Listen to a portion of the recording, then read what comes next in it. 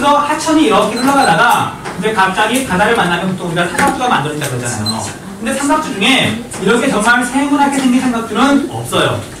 그냥 여기에 쌓인 일반적인 모양을 갖다가 삼각형 비슷하게 생겼으니까 삼각주라고 부르는데, 여기는 물이 급속하게 느려지면서 세정물이 마구 쌓이잖아요. 그래서 군데군데 이런 식으로 섬이 되게 많이 만들어지고 물길이 이렇게 사이사이를 막 흐르거든요. 그물처럼. 그래서 대표적으로 삼각주에서 망류하고가 나타나요. 우리나라에 삼각주가 있기 때문에 나타나게 된다는 말이에요. 대표적으로 낙동강. 그러니까 삼각주는 나중에 정리해볼게요. 삼각주가 나타나더라. 자, 그 다음 두 번째는 어디서 나타나냐면 저렇게. 첫 번째는 삼각주에서 나타날 수가 있고, 두 번째는 역시 물의 양에 비해서 수정물이 많은 곳, 선상지에서도 이런 망류하도가 나타나요. 단 선상지는 하천이 지하로 흐르죠. 땅 위에 흐르지 않아서 눈에 안 보일 뿐, 땅 속에서 이렇게 여러 갈래로 나눠져요. 그 다음 마지막으로, 한국지리는 아니지만 세계지 시간에 배울 거야. 우리가 빙하 지형에서는, 빙하는 어떤 것을 깎아내는 힘이 되게 세죠. 근데 얼음이기 때문에 물이 조금밖에 안 녹는단 말이에요. 그래서 물에 비해서 특정물 양이 굉장히 많아서 빙하 지역에서도 저런 망류하도가 나타나요. 아마 한국지리에 안 나오면 세계지리에서도 아마 나올 거예요. 그러니까 기억해두는 게 좋을 것 같아요. 망류하도라는 게 있더라.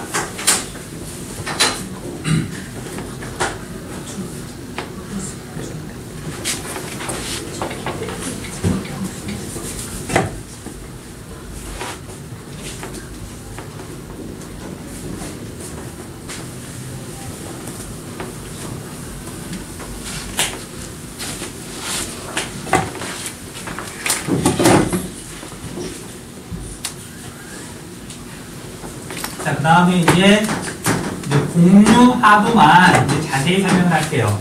공류하도 시험 문제에 꼬박꼬박 나오는 부분이에요. 자, 우리가 공류하도를 공부할 때, 여러분들이 공부할 때 뭘 중요하게 봐야 되냐면, 과연 어떤 침식이 일어나는지 침식을 굉장히 잘 살펴봐야 돼요. 자, 우리 다음 시간에 배울 게 평야지형이에요. 하천 주변에 있는 평야지형. 그래서 이번 시간에 배운 건 하천이 주로 깎는 거, 침식에 대해서 배운단 말이에요. 그래서 침식이 어떤 침식이냐, 그래서 어떤 지형이 만들어지느냐, 그걸 중점적으로 살펴봐야 돼요. 볼게요. 그래서 침식은 첫 번째 어떤 침식이 있냐면 측방 침식이라는 게 있어요. 측면, 옆쪽을 깎는. 이렇게 어떤 거잖아. 그것과 다를 거예요. 그 다음에 아래쪽을 깎는 하방 침식이라는 게 있어요. 이 중에 우리가 하방 침식은 되게 쉬워요. 침식 기준면에서 멀어지면 멀어질수록 하방 침식이 잘 일어나죠. 아래쪽을 깎는 게. 해발보다 높으면 높을수록 산간 계곡은 아래쪽을 주로 깎잖아요. 해발보다 높을수록. 근데 측방 침식은 일단 간단히 좀 정리를 해볼게요. 여러분들 공류하도니까 물이 이렇게 흐른다고 한번 가정을 해볼게요. 자, 그래서 여기에서 이렇게 잘라가지고 A 지점, B 지점, C 지점에 A, B, C에 동시에 나뭇잎을 떨어뜨렸어요. 그럼 얘가 흐르고 흘러서 여기에 도착할 때 보면 어떤 나뭇잎이 가장 빨리 도착할까? C. 똑같이. A, B, C 중에 똑같이. 똑같이 도착을 해요. 실제로 해보면. 그러니까 마치 여기다 점을 찍어가지고 컴퍼스로 이렇게 돌리듯이 이게 A가 짧은 거리라고 해서 빨리 도착하는 게 아니라 이렇게 물건을 나뭇잎을 띄워보면 결승점에 똑같이 도착을 해요. 이해돼요? 네. 근데 이건 사실이야. 저 무슨 소리냐면 A 같은 경우에는 상대적으로 천천히 흘러서 도착을 하는 것이고 C는 먼 거리를 빨리 흘러서 이렇게 도착을 해요. 오케이? 자, 그래서 이렇게 바깥쪽이 유속이 더 빠르더라. 이게 중요한 사실이에요. 강은 이렇게 휘어나갈 때 바깥쪽의 유속이 더 빨라요. 자, 유속이 빠르다는 얘기는 침식력이 강하다, 약하다? 당연히 강하다. 자, 그래서 자꾸만 이쪽을 깎고 이쪽은 유속이 느리니까 당연히 운반력이 약해져가지고 깎는 거 대신에 해적작용이 일어나겠죠. 자, 그럼 정리할게요. 자, 이런 바깥쪽에서는 주로 침식작용이 일어나는데 강물이, 하천물이 이렇게 땅을 공격한다 그래서 공격면이라고 불러요. 그럼 깎아내겠지. 그래서 이 부분을 공격면이라고 그러나. 자, 그에 비해서 이 안쪽을 뭐라고 부르냐면 얘는 퇴적작용이 주로 일어나고 공격의 반대말 보호면이라고 불러요. 보호면. 그래서 이 정도만 일단 기억해 주시면 될 것 같아요. 그래서 이거 관련된 문제가 지문이 우리 4월달 모의고사에서 나왔었어요. 한번 같이 찾아보면 될 거야. 그런 문제가 실제로 나왔어요. C하고 D하고 비교했을 때 어느 쪽에 침식이 더 활발하게 일어나느냐. 그래서 바깥쪽이 침식이 더 활발하게 일어나요.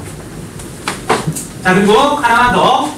자, 이렇게 하천이 흐를 경우 단면들 한번 그려볼게요. 자, 이렇게 단면들을 그려서 소문자 A, 소문자 B라 그럴게요. 그럼 단면들은 어떻게 그려지냐면 이렇게 있으면 소문자 A, 소문자 B, 단면들은 이런 식으로 그려져요.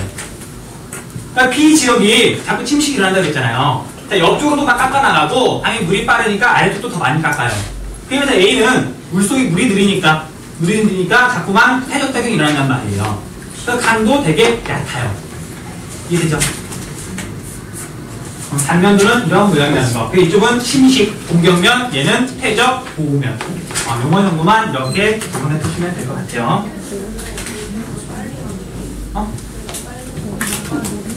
근데 A에 비해서 왜 C가 이렇게 더 빨리 흘러갔냐고요? 그럼 어떻게 설명해야 될까? 일단 실제로 이렇게 흘러. 실제로 이렇게 실험을 해보면 이렇게 흐르는데 이걸 어떤 원리로 설명해야 될지는 한번 생각해보세요, 선생님. 내가 다음 시간까지 알아서 알려줄게. 왜? 이걸 물어보진 않잖아. 선생님 모를 수 있잖아. 왜 그래? 어떻게 빨리 흐르는 걸 알겠는데 왠지는 한번 생각해보기 어려워. 한번 생각해볼게.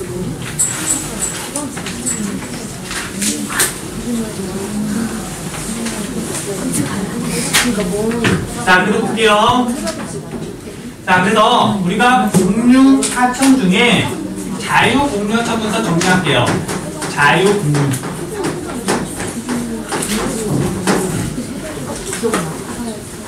자, 모든 지리 용어는 단어부터 시작하면 돼요. 자, 얘가 자유롭게 공유해서 흐른다. 구불구불 흐른다. 이 자유가 뜻하는 게 뭐냐면 유로 변경이 자유롭다는 말이에요. 유로 변경이. 한번 이렇게 고정되면 그대로 흐르는 게 아니라 얘가 풍수가 나거나 또는 시간이 지나면 자기 멋대로 계속해서 유로를 바꾸더라. 자, 그래서 이렇게 자유롭게 유로를 바꾸려면 얘는 주변에 산이 있으면 안 돼요. 높은 게 있으면 딱 힘들잖아. 자, 그래서 첫 번째, 얘는 평지를 흐르는 하천에서 주로 나타나요. 그래, 옆쪽을 바꾸기가 쉬우니까, 유로를 바꾸기 쉬우니까. 그 다음 평지를 봤더니 대부분 강의 하류 지역이 되겠죠. 자, 그런데 시험 문제에서는 이런 용어보다는 이 말이 훨씬 더 많이 나와요. 지류. 자, 근데 지류는 지류인데 뭐라고 나오냐면 큰 하천의 지류에서 주로 이렇게 자유 공유하천이 나타나더라. 이런 식의 지문이 나와요. 주로 이 말이 나와요. 맞는 말이야. 자, 그래서 이 지류에 대해서 간단히 설명할게요. 지가 가지할 때 지자예요. 그래서 커다란 가지에서 조그만 가지가 뻗어 나오듯이 여기에 한강이라고 하는 커다란 하천이 있어요. 근데 이 한강을 흘러드는 작은 하천이 있을 거 아니야. 이런 작은 하천을 지류라고 불러요. 자, 대표적으로 이 지류에는 안양천이 있어요. 안양천. 실제로 안양천 시험 문제 나올 가능성 되게 높아요. 그러니까 적어두세요. 안양천 같은 게 지류더라. 자, 이제 여러분 착각한 게 뭐냐면 한강 자체만 놓고 보면 한강 하류 지역 평야지대예요. 그리고 한강 하류 지역이잖아, 서울이. 근데 이렇처럼 한강처럼 커다란 하천은 유로를 바꾸기가 쉽지 않아요. 워낙 크니까. 그치? 그래서 유로를 자유롭게 바꾸려면 이런 큰 강이 아니라 여기 주변은 지금 평지잖아. 거기를 흐르는 작은 하천들이 유로를 쉽게 바꿀 수가 있겠죠. 그래서 이런 안양천이 시험 문제에 잘 나오구나.